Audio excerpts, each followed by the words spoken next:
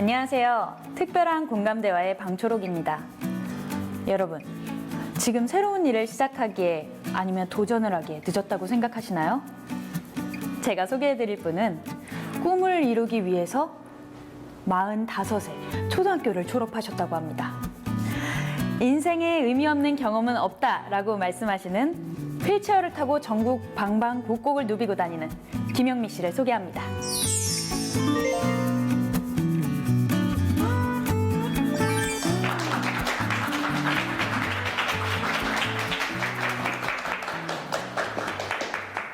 우리나라는 보통 초등학교를 13살에 졸업합니다.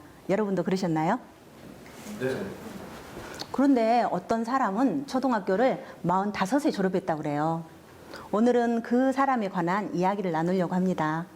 45살에 초등학교를 졸업한 사람, 바로 저입니다. 저는 전남 목포에서 2남 4녀 중 5째로 태어났어요. 태어날 때는 아주 건강했답니다. 저희 엄마 말에 의하면 저는 갓난 아기 때 유난히 발노릇이 활달했다 이렇게 표현하세요. 그래가지고 바닥에 눕혀놓으면 발 뒤꿈치로 마치 다듬이질을 하듯이 나다다다 그래서 엄마가 늘 확인했답니다. 발 뒤꿈치가 벗겨졌을까? 그렇게. 그런데 그렇게 움직이던 다리를 어느 날 밤 열이 몹시 났는데 그날 밤부터 그 다음날 아침까지 다리를 안 움직이더래요. 하룻밤 딱 열이 났는데 그래서 엄마가 너무 놀래서 안고 병원에 가려고 딱 앉는 순간 이미 다리가 축 처졌더랍니다. 깜짝 놀라서 병원을 달려갔더니 병원에서 하는 말 소아마비라고 했다고 그럽니다. 그래서 이제 그랬는데 이제 저희 부모님은 저의 소아마비란 말을 듣는 순간 엄마 표현에 의하면 방방곡곡 이제 전라도 표현으로 용하다는데 그거를 우리 엄마는 용하다고 표현 안 하고 영하다는 데는 다 다녔대요. 방방곡곡. 그랬지만 치료의 효과는 없었습니다. 그래서 저의 장애 인생이 시작됩니다. 저의 부모님은 굉장히 교육열이 높으신 분들이었어요. 저의 형제들에게. 그런데 저를 학교에 안 보냈어요. 아마도 제 생각에는 그때는 장애인들이 교육을 받아도 별로 쓸모가 없다는 생각을 하지 않으셨을까 이런 생각을 합니다. 그래서 저를 학교에 안 보내시고 대신에 그 당시에는 좀 흔치 않았던 피아노를 사주셨어요. 피아노를 사주시고 이제 피아노 선생님을 집으로 오게 해서 저를 피아노를 가르치셨습니다. 그렇게 저는 이제 저희 형제들이 학교를 간 사이에 피아노를 치거나 책을 보면서 그렇게 하루 종일 지냅니다. 그러다가 이제 저의 어린 시절은 그렇게 보내고 제가 20살 무렵에 저도 뭔가를 해야겠다는 생각이 들었습니다. 그래서 뭐를 할까 이제 좀 고민을 하다가 저는 어렸을 때부터 좀 손재주가 많은 편이었어요. 손으로 하는 건 뭐든지 잘했습니다. 글씨 쓰는 거 빼고. 그래서 이제 손으로 하는 걸 찾다가 일본 자수라는 게 있어요. 일본 전통 의상인 기모노에다가 한 땀 한 땀 수를 넣는 건데 그거를 배웁니다. 그거를 배워서 처음에는 약 4년 정도 이웃에서 갔다가 합니다. 그러다가 나중에는 이제 제가 일본 바이어하고 직거래를 하면서 제가 사람들을 가르쳐 가면서 하는데 그게 일본으로 수출하는 거예요. 그렇게 하는 일이라 저에게는 적당한 일이었지만 이게 사실은 수출품이라 굉장히 날짜를 맞추려면 2, 3일 밤 세우는 거는 뭐 보통 일이에요. 그리고 이제 더군다나 사람들을 데리고 하면은 사람들이 제대로 안 해오는 경우가 많아요. 날짜도 안 맞추고 또 수정을 해야 될 부분도 있고. 그러면 이제 그런 걸 다시 제가 해야 되는 아주 힘든 일이었는데 그냥 저는 제가 하는 일은 언제나 최선을 다해야 된다 생각하고 열심히 했습니다. 근데 제가 이제 15년 정도 했는데 이 일을 그만두게 됐어요. 왜 그만두게 됐냐면은 그때 당시 중국에서 저임금으로 모든 일이 거의 중국으로 넘어가던 그런 시기였거든요. 그래서 이것도 수공예품이라 중국으로 일이 거의 넘어갔어요. 그래서 이제 우리나라에서 하던 일본 자수는 거의 없어지게 됩니다. 그래서 저는 15년 하던 이 일본 자수를 그만두게 됩니다. 그런데 저는 그 사이에 결혼을 했거든요. 연애 결혼했어요. 저는 우리 가족들은 2남 4녀 중에 아무도 연애 결혼 한 사람이 없습니다. 제가 유일하게 연애 결혼해서 우리 언니들이 저보고 좀 별나다고 그래요. 근데 연애 결혼을 해서 이제 아들도 하나 낳았는데 저희 남편이 다니던 조그만 공장도 이제 문을 닫는 거예요. 근데 우리 아들은 학생인데 그래서 저는 다른 일을 찾아야 했습니다. 그래서 두 번째 찾은 직장이 뭐였냐면 전사지 부착이라는 거예요. 여러분 식사할 때 밥공기, 대접, 또 뭐 커피 마실 때 커피잔, 접시 이런 것들에다 그림을 붙이는 거였거든요. 그러면 이제 우리는 그걸 전사지 부착이라고 불러요. 거기다 그림을 붙이면 도자기 공장에 가지고 가서 다시 가마에다 구워 나와요. 그러면 이제 그것들을 우리가 사는 거죠. 그 전사지 부착이라는 거를 저는 한 8년 정도 합니다. 근데 이것도 하다가 그만두게 되는 이유가 있어요. 목포에는 커다란 도자기 공장이 있었거든요. 그런데 그 공장이 다른 곳으로 이사하는 거예요. 그래서 저는 8년 하다가 이걸 그만두게 됩니다. 그런데 이때가 제 나이 43살 가을이었습니다. 그런데 저는 약 2달 정도 쉬면서 이제는 조금 다른 생각이 드는 거예요. 저는 정말 하고 싶었던 게 있었거든요. 그게 뭐냐? 공부요. 저는 학교를 안 다녔잖아요. 그래서 공부를 정말 해보고 싶었습니다. 그렇게 2달 고민하고 44살이 되면서 이제 저는 결심을 합니다. 이제 나는 생계를 위한 일은 잠깐 접어두고 내가 하고 싶은 일을 하면서 한번 살아보겠다. 그래서 이제 44살이 되면서 제가 제일 처음 했던 게 뭐냐면은 컴퓨터를 배워보기로 결심을 합니다. 왜냐하면 그때는 지금보다 장애인 편의시설이 훨씬 안 되어 있던 시절이거든요. 그래서 휠체어를 타고 어디를 돌아다니는 거는 좀 불가능한 일이었어요. 혼자서 하기는. 그래서 이제 컴퓨터 학원을 알아봅니다. 컴퓨터를 배우려고 알아봤는데 제가 한 15군데 정도 알아봤는데 한결같이 컴퓨터 학원이 어떻게 돼 있냐면 2층 아니면 3층 아니면 지하였어요. 그래서 저는 컴퓨터 학원을 다닐 수가 없었습니다. 그래서 이제 그러면 학원이 아닌 다른 곳을 찾아봐야겠다 생각하고 찾아본 것이 그때 장애인 복지관에서 장애인을 대상으로 컴퓨터를 가르쳐주고 있더라고요. 그래서 저는 거기를 등록을 합니다.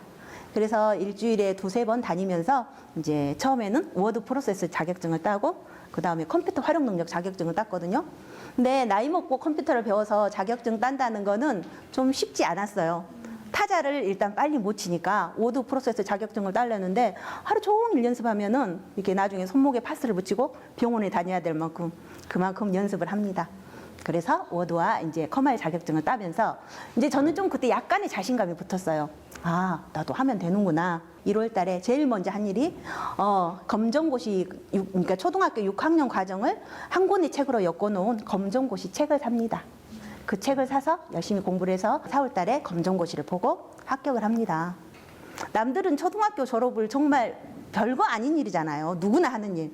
저는 정말 기뻤어요. 초등학교 졸업 검정고시가.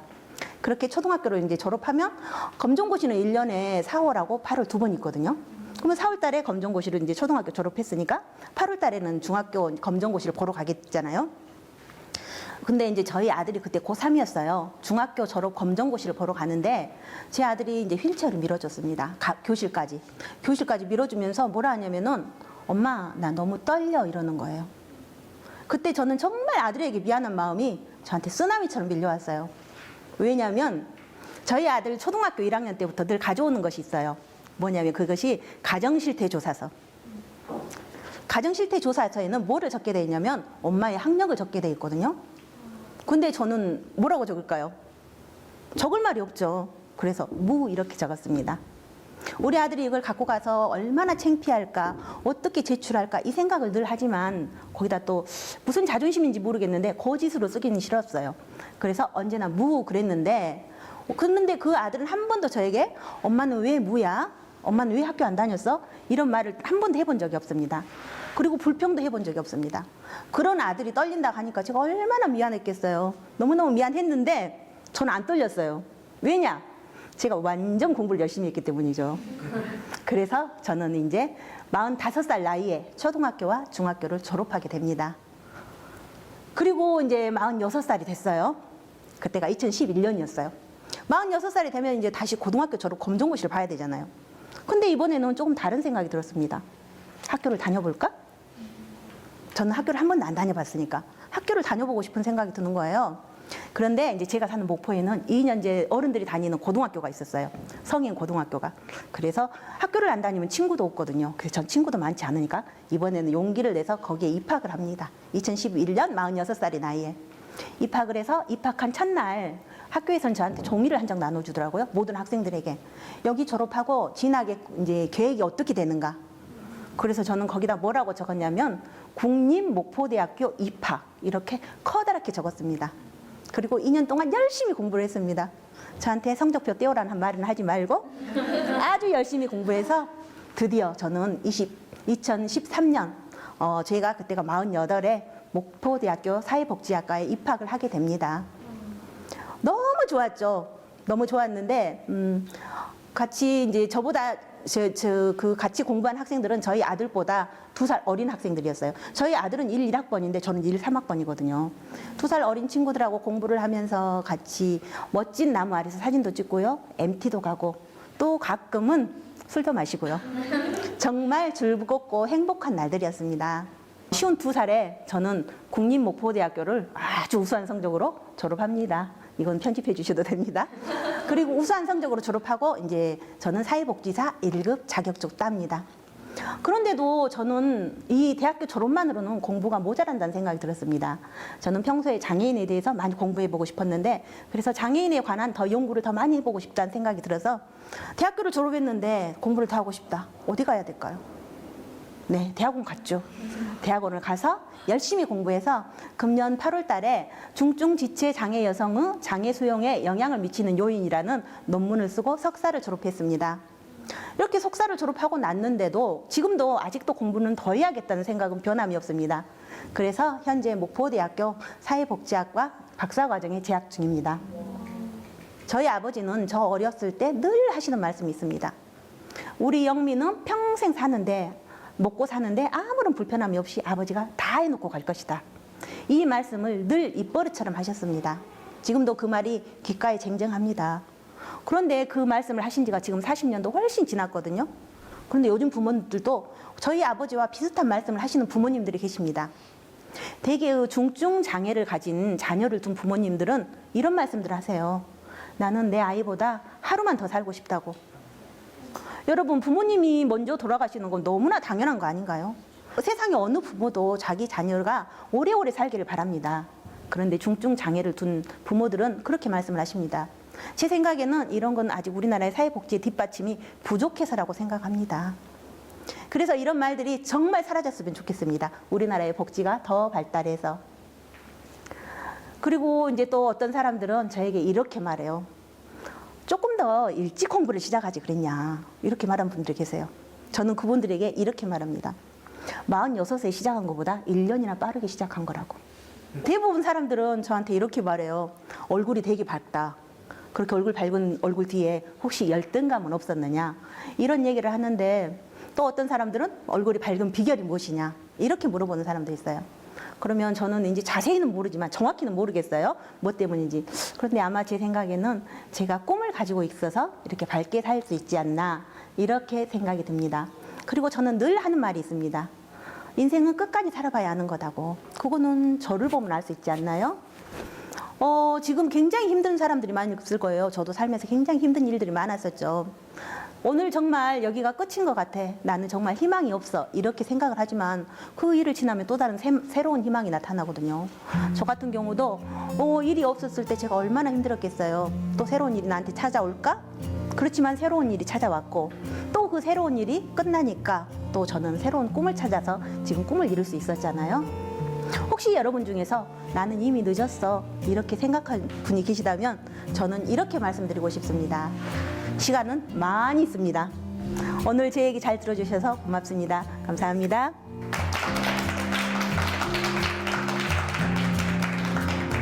오늘은 주로 제가 비장애인이 듣는다 생각하고 얘기를 했는데 장애인들에게 얘기를 하고 싶어요.